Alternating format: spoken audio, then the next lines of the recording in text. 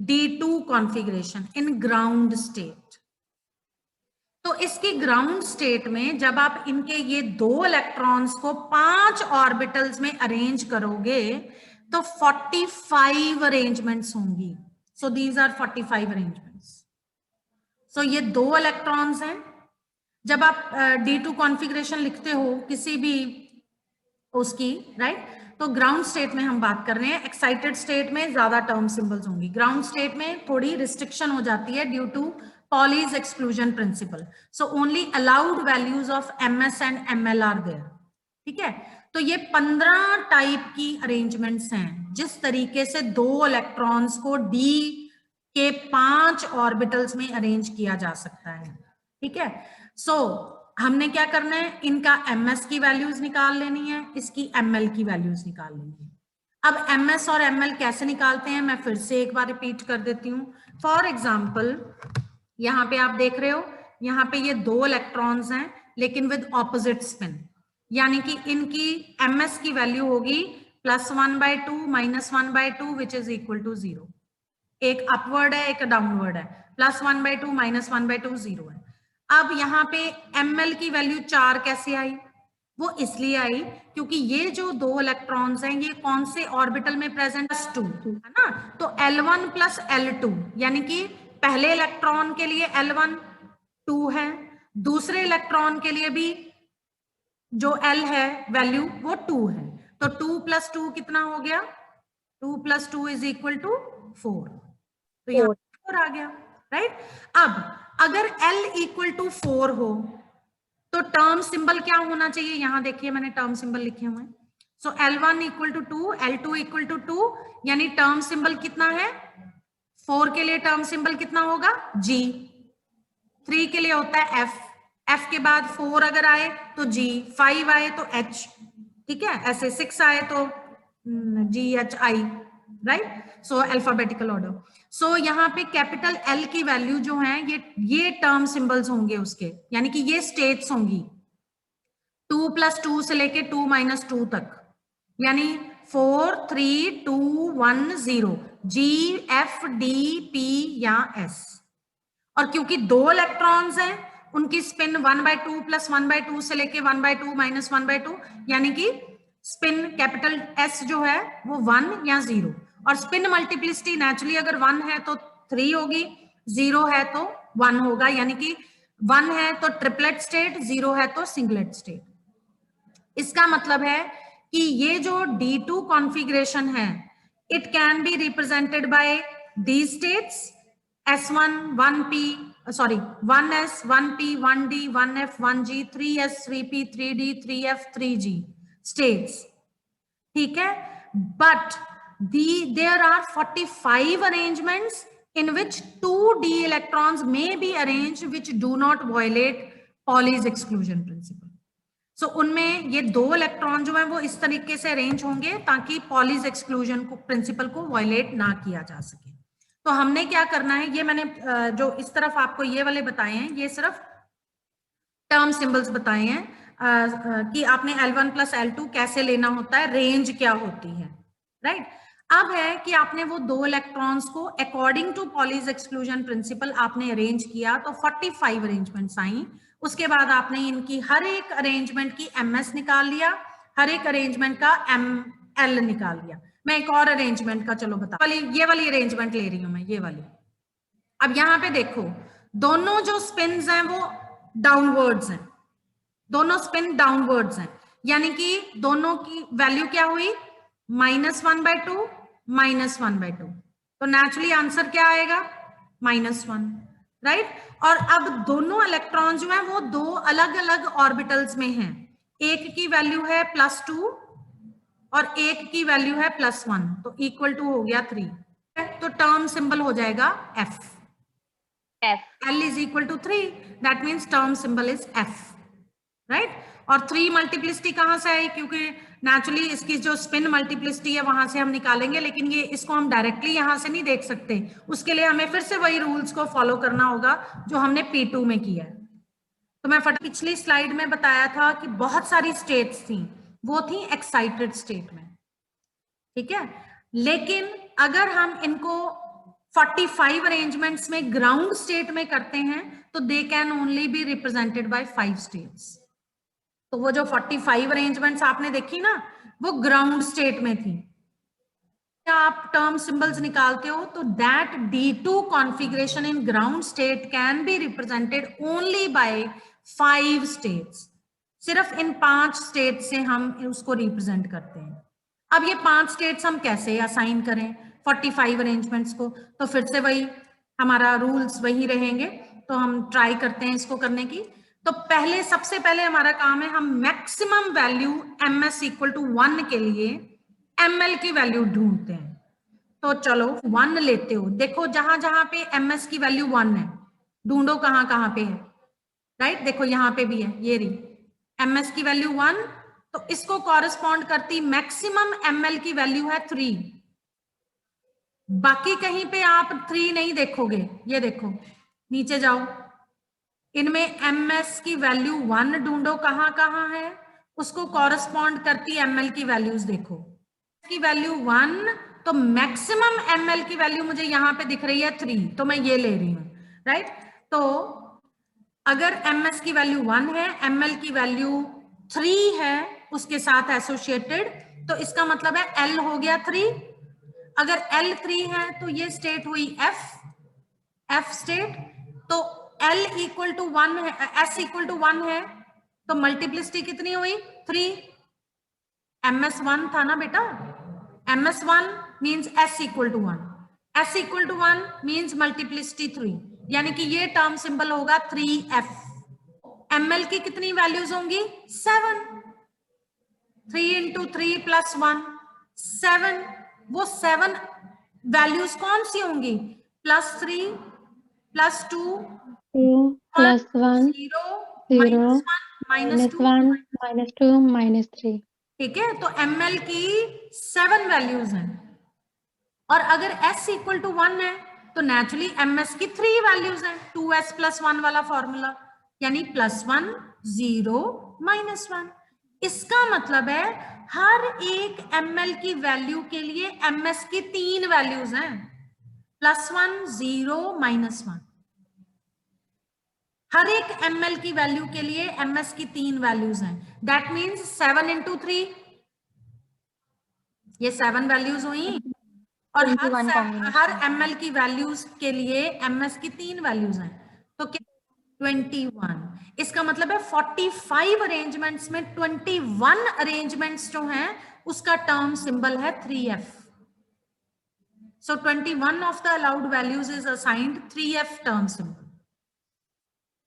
ये 45 अरेंजमेंट्स, इसमें से अब ढूंढो 3f कहां कहां है, ये देखो 3f 3f 3f 3f। अब अरेंजमेंट्स में टर्म सिंबल जो है वो 3f है। सो 21 अरेंजमेंट्स का टर्म सिंबल असाइन किया गया है, दैट इज 3f। ठीक है, आगे चलते हैं। सो इसी तरह से अब हमने एक और अनअसाइंड वैल्यू ले लेनी है। सबसे पहले मैक्सिमम से शुरू करना है, फिर आप चाहे जौन सी मर्जी वैल्यूज ले लो। अब मैं आ रही हूं मैक्सिमम अनअसाइंड वैल्यू जो है ml की, दैट इज 4। ठीक है, अब मैंने ml की वैल्यू मैक्सिमम 4 ले ली, तो जब मैंने मैक्सिमम वैल्यू ml की 4 ली है तो उसको कॉरेस्पॉन्ड करती ms की वैल्यू है 0। मैक्सिमम वैल्यू यहां पे दिख रही है आपको, ये रही 4 वैल्यू, कॉरेस्पॉन्ड करता ms की वैल्यू 0 है। राइट, तो नेचुरली मैंने ml की वैल्यू अब 4 ली, ms की वैल्यू 0 ली।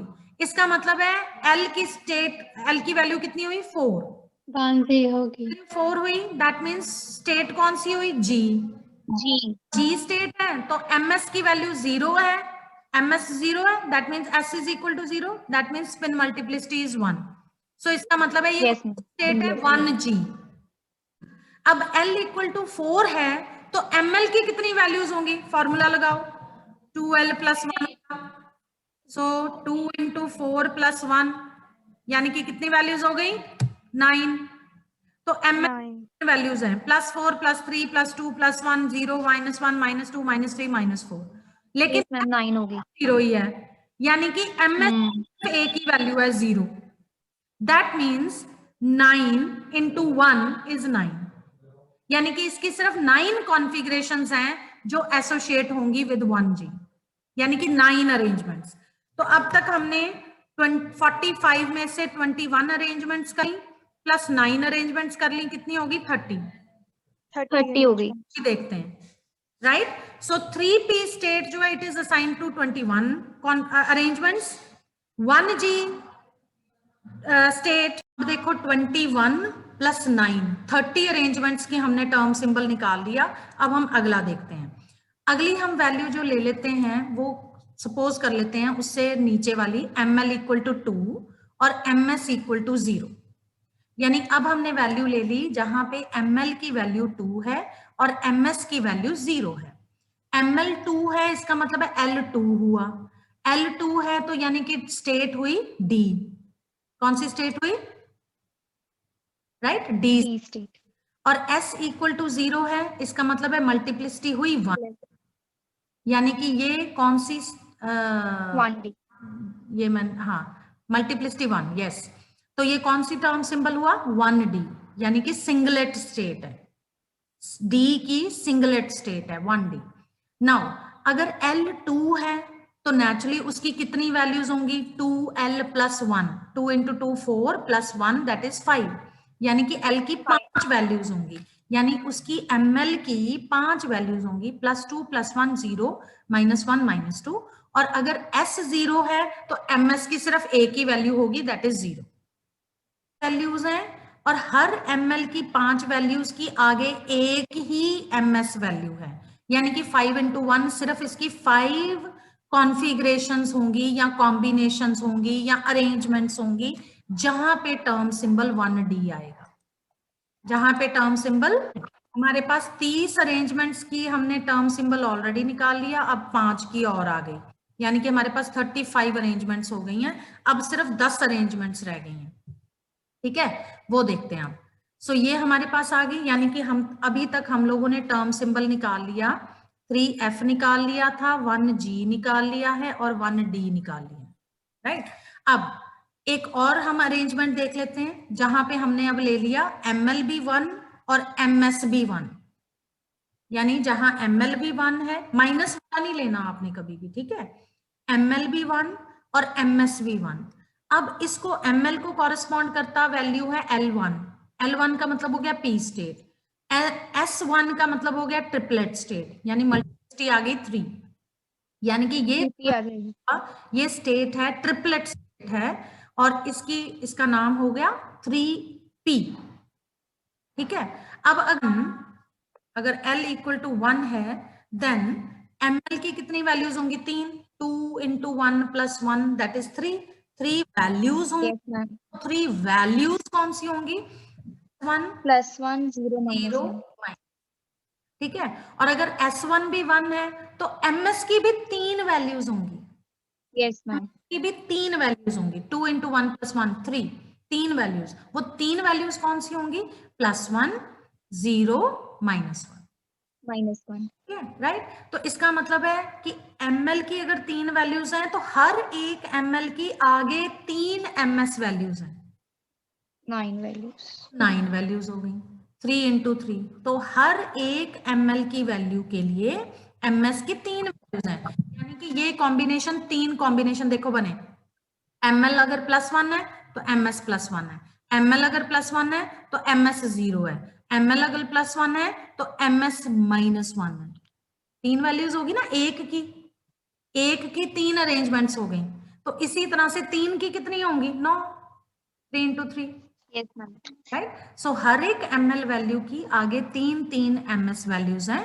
इसका मतलब है कि इस कॉम्बिनेशन के लिए, यानी ML इक्वल टू 1 और MS इक्वल टू 1 वाली कॉम्बिनेशन के लिए ML और MS की 9 कॉम्बिनेशंस हैं, right. So there are 9 allowed values which are assigned to 3P term symbols.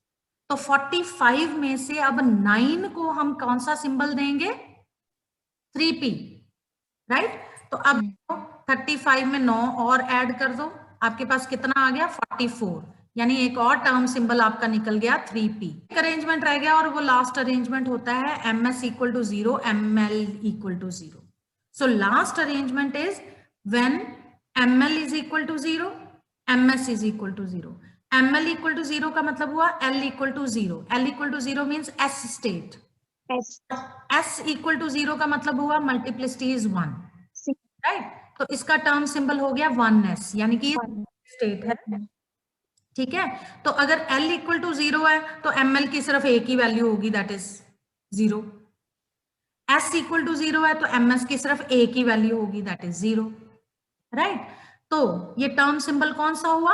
1s, क्योंकि ये सिर्फ वन वैल्यू है which is assigned to when ml is equal to 0 and ms is equal to 0, यानी कि one value assigned to 1s term symbol, यानी कि हमारा जो एक रहता था वो भी आ गया, तो हो गए हमारे 45 अरेंजमेंट, हमारी टर्म सिंबल आ गई 1s. सो ये है complete term symbols for D2 configuration, यानी कि D2 कॉन्फ़िगरेशन को एक्सप्रेस करने के लिए, D2 कॉन्फ़िगरेशन बताने के लिए in ground state these term symbols are required.